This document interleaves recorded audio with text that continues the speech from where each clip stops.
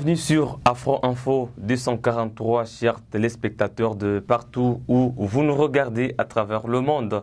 Nous sommes en République démocratique du Congo où la situation sécuritaire reste très préoccupante dans la région de Béni. C'est dans la partie orientale du pays, en province du Nord Kivu. Il faut dire que 15 organisations de la société civile de Butembo, une ville située en province du Nord Kivu, ont lancé des appels à manifester pour exiger le départ de la MONUSCO qu'elle qualifie d'impuissante face au massacre en répétition perpétré par des terroristes Daesh d'EDF. C'est dans la région de Béni depuis plusieurs années maintenant. Pendant la semaine dernière, il y a eu une série de massacres encore jusqu'au dimanche.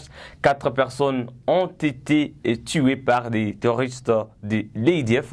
Ce lundi, c'était le début des manifestations de grandes envergures dans la ville de Butembo. Magasins, boutiques et toutes les autres activités socio-économiques sont restées fermées. Les jeunes de la Lucha ont tenté de rejoindre la base de la MONUSCO. En tout cas, dans cette région, les jeunes ne signent que par le départ de la MONUSCO. Pendant ce temps, la situation reste très tendue en ville de Béni, où le maire de ville a interdit toute manifestation publique jusqu'à nouvel ordre. Dans cette production de Critique Actu, nous allons essayer de répondre à un double questionnement. Est-ce que la MONUSCO a-t-elle vraiment failli à sa mission de stabiliser la partie est de la RDC dans le contexte actuel où des milliers de Congolais, des civils congolais ont été tués par les EDF depuis maintenant 6 ans? Quelle est la part du gouvernement congolais et les FARDC s'il faut rester un instant sur les opérations des grandes envergures lancées depuis octobre 2019 pour traquer les rebelles de l'EDF? C'était déjà sous la présidence de Félix Antoine Tshisekedi et Tshilombo. En tout cas, nous allons revenir avec des détails. Rassurez-vous d'être déjà abonné à la chaîne. Si vous êtes nouveau, en cliquant tout simplement sur s'abonner, ouvrez la cloche de notification pour recevoir toutes nos productions à temps utile. Restez avec nous.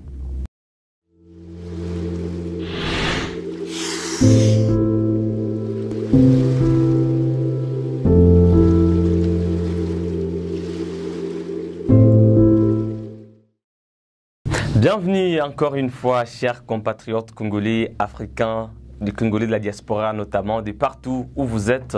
Nous sommes Afro Info 243 depuis la ville de Goma, chef de la province du Nord Kivu. C'est dans la partie est de la République démocratique du Congo. Nous allons tenter de répondre à ces quelques questions que nous avons posées dans notre introduction. Nous avons bien sûr commencé par la série des manifestations lancées ce lundi 5 avril 2021 en ville de Butembo, située dans le grand nord de la province du Nord Kivu. C'est ce lundi que les mouvements citoyens, structures de la société civile se sont mobilisés pour entamer des actions de grandes envergures en vue de demander ou d'exiger le départ de la MONUSCO. Selon ces organisations, la force onusienne a failli à sa mission de stabiliser la partie est de la République démocratique du Congo, où les massacres se multiplient jour après jour dans la région de Béni. On a compté plus de 1000 civils tués au courant de l'année 2021 seulement dans le territoire de Béni. Depuis l'année 2021, c'est déjà une centaine, près de 200 civils massacrés, assassinés, abattus par des terroristes Daesh de l'EDF. Jusque-là, la population de Béni, de Butembo, de Lubero pense que la force onusienne, la MONUSCO, n'a pas aidé les FARDC à traquer les terroristes de l'ADF. Selon la population de ce coin de la République démocratique du Congo, il est temps que la MONUSCO puisse plier bagage. C'est pas pour la première fois que les habitants de la partie est ou du Grand Nord, de la province du Nord Kivu, réclament le départ de la MONUSCO. C'est un débat qui refait surface. En 2020, c'était la même demande. En 2019, en 2018, aujourd'hui, la même demande revient encore sur scène et c'est dans un contexte un peu tendu et particulier parce que depuis début 2021, les massacres, les attaques, les incursions se sont multipliés dans la région de Béni au courant de la semaine dernière. Nous avons compté 25 personnes tuées, abattues au courant d'une seule attaque dans la région de Béni. Les attaques sont multipliées. J'ai parlé d'une incursion qui a coûté la vie à 4 personnes au courant de la journée de dimanche. C'était la fête des Pâques. Voilà, il y a des civils qui ont été tués à Béni, chers téléspectateurs. Et le débat qui est sur la scène, sur l'opinion publique congolaise aujourd'hui, c'est celui de demander le départ de la MONUSCO. Est-ce qu'il est temps que la force onusienne puisse plier bagage? En tout cas, la réponse de la MONUSCO était que le retrait serait progressif selon Keïta, la nouvelle patronne de la mission onusienne en République démocratique du Congo. Mais selon la population victime de ces affres de guerre, en tout cas, c'est une question urgente. Il faut que la MONUSCO parte. Vous allez nous laisser vos commentaires, chers Congolais, chers compatriotes, chers Africains. Est-ce qu'il est temps vraiment que la MONUSCO puisse partir? Et si la MONUSCO partait, est-ce que c'est ça la solution au massacre de Béni aujourd'hui? Est-ce qu'il faut se poser des vraies questions aujourd'hui? Est-ce qu'il faut que le président Félix Tshisekedi réponde de ses responsabilités comme garant de la nation? Il a promis de s'installer en ville de Goma en octobre 2020 dernier pour s'imprégner, pour suivre de près ce qui se passe dans la partie est du pays. Il est toujours réclamé par la population. Il n'est plus revenu. Il y a d'autres questions qui ont semblé urgentes que la situation sécuritaire de Béni. Le président est rentré à Kinshasa en octobre et en décembre, il s'est adressé à la nation. Un peu plus tard, c'était l'annonce sur la dissolution de la coalition FCC-CAS. Après, c'est le déboulonnement du système politique qui a suivi avec le renversement de la tendance, la chute du bureau Jean-Yves Mabunda à l'Assemblée nationale, la chute du bureau Alexis Tambo Mwamba au Sénat, la chute de Sylvestre Ilunga Ilunkamba à la primature. Et aujourd'hui, il y a un nouveau Premier ministre qui a été nommé depuis maintenant près de 2 mois. La sortie du gouvernement, c'est toujours dans les oubliettes. La population congolaise se pose la question de savoir qu'est-ce qui bloque. Pendant que le gouvernement traîne à sortir, les populations sont en train d'être tuées dans la région de Béni. Et aujourd'hui, les habitants de ce coin ne s'en prennent pas seulement à la MONUSCO, ils s'en prennent aussi au gouvernement congolais qui est responsable et répondant, qui doit garantir la sécurité des habitants et de leurs biens sur toute l'étendue du territoire congolais. Est-ce que c'est le blocage de la sortie du gouvernement qui fait à ce que les choses ne marchent pas un peu partout? Hier, le débat était autour de la coalition FCC-CAS qui bloque son partenaire. Aujourd'hui, c'est l'Union sacrée qui s'est installée, mais qui tarde, qui traîne à faire ses preuves aujourd'hui et à rassurer le peuple congolais qu'elle est en mesure, qu'elle est capable de répondre aux aspirations du peuple congolais. Voilà, je parlais de l'interdiction de toute manifestation publique en ville de Béni, selon le maire de cette ville de la province du Nord Kivu. Il y a des mouvements suspects dans la ville. Il y a des populations, des jeunes qui s'en prennent ou qui veulent s'en prendre à la MONUSCO et à tous les humanitaires, à toutes les organisations humanitaires dans la région. on a encore compté des cas de justice populaire. Il y a des jeunes qui ont brûlé la résidence d'un officier des FARDC, d'autres qui voulaient même s'en prendre ou alors mettre fin à la vie de certains officiers militaires. Donc il y a déjà une crise de confiance qui s'est installée. Et pour le maire de la ville de Béni, tant d'autoriser des manifestations parce qu'il y aurait quelques miliciens Maï dans la ville de Béni qui n'attendaient que l'organisation des manifestations pour profiter à faire des violences, à s'en prendre aux humanitaires, notamment la MONUSCO, à s'en prendre à certains éléments FARDC, dont des officiers. Selon le maire de Béni, ce n'était pas le bon moment. Pourtant, cet appel à manifester pour exiger le départ de la MONUSCO devrait s'étendre sur Lubero, Béni et Butembo. Aujourd'hui, c'est Butembo qui est aux avant-postes, mais il y a risque que cela puisse dégénérer parce que on a assisté à beaucoup de cas en RDC où les autorités n'autorisent pas des manifestations, mais que les militants, les activistes puissent vraiment forcer cela parce qu'il y a déjà un ras-le-bol, ça dégénère. Pendant ce temps, les massacres continuent. Et voilà, ce n'est pas seulement dans les territoires de Béni aujourd'hui au Nord Kivu, dans les Massissi, dans le Rutshuru, c'est aussi pareil. Dans les territoires de Walikale et jusqu'aujourd'hui, c'est toujours au Nord Kivu, chers compatriotes congolais. Il y a plus de 30 écoles qui n'ont pas encore rouvert leurs portes suite aux affrontements entre groupes armés. Il y a des milliers de déplacés sans assistance, toujours au Nord Kivu. S'il faut aller dans la province de l'Ituri, là aussi c'est encore le pire. Dans le territoire d'Irumu, où les miliciens Codeco, les ADF massacrent aussi des milliers de Congolais. Et donc il y a urgence que le gouvernement congolais puisse vraiment prendre au sérieux la question sécuritaire de Béni. Cela nous amène à beaucoup de questionnements parce que je l'ai dit dans la précédente production, c'était le week-end. Les jeunes de la Véranda Mutsanga, c'est un groupe de pression de Béni, s'étaient décidés d'aller dans la brousse en profondeur, dans le secteur de Rwenzori, où les EDF sont actifs. Pour ces jeunes, il était question d'aller voir de leurs propres yeux la provenance de l'ennemi afin de le traquer. Pour ces jeunes, les FARDC ont failli à leur mission. La MONUSCO a failli à sa mission. Le gouvernement congolais ne sait pas répondre aux besoins le plus ressentis du peuple congolais aujourd'hui. La paix, la stabilité dans la région Est. Et voilà des jeunes qui risquent leur vie pour aller dans la forêt, dans la brousse en profondeur, pour aller chercher des rebelles, des tueurs,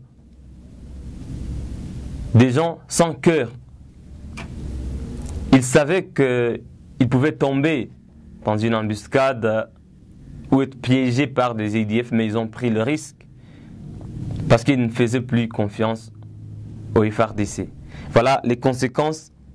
L'auditorat militaire supérieur près de la cour militaire opérationnelle du Nord Kivu à Béni a lancé dimanche 4 avril des mandats d'amener contre le responsable de ce mouvement, de ce groupe de pression, en la personne de Fiston Isambiro, accusé d'organisation du mouvement insurrectionnel, de vouloir s'en prendre à la MONUSCO, de vouloir troubler l'ordre public, lui et tous les comités de ce groupe de pression.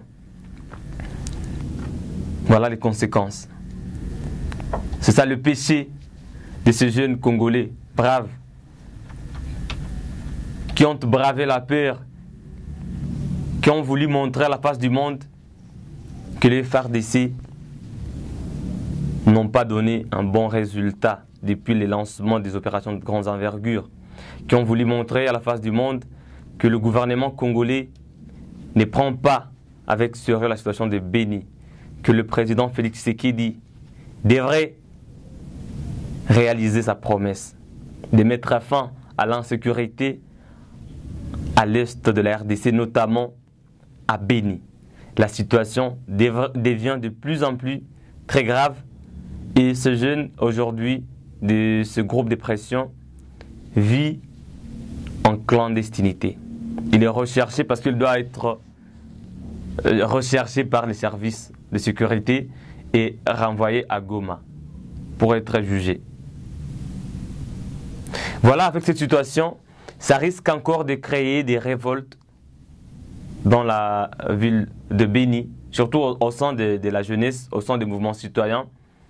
C'est comme une façon de vouloir museler les jeunes activistes parce que déjà avec l'interdiction des manifestations publiques, c'est bon pour des raisons sécuritaires. Quand il y a des signaux, quand il y a un signal par exemple reçu par l'autorité urbaine et pour ne pas prendre le risque de voir des troubles encore dans la ville où déjà la population souffre énormément, c'est bon.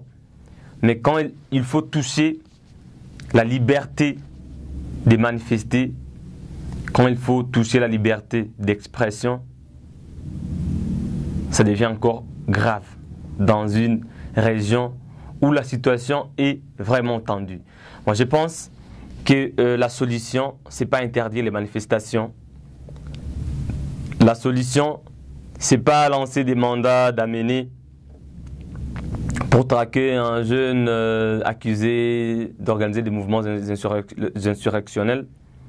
La solution, ce n'est pas de placer des dispositifs sécuritaires sur les grandes artères de la ville de Butembo pour interdire la manifestation des organisations de la société civile.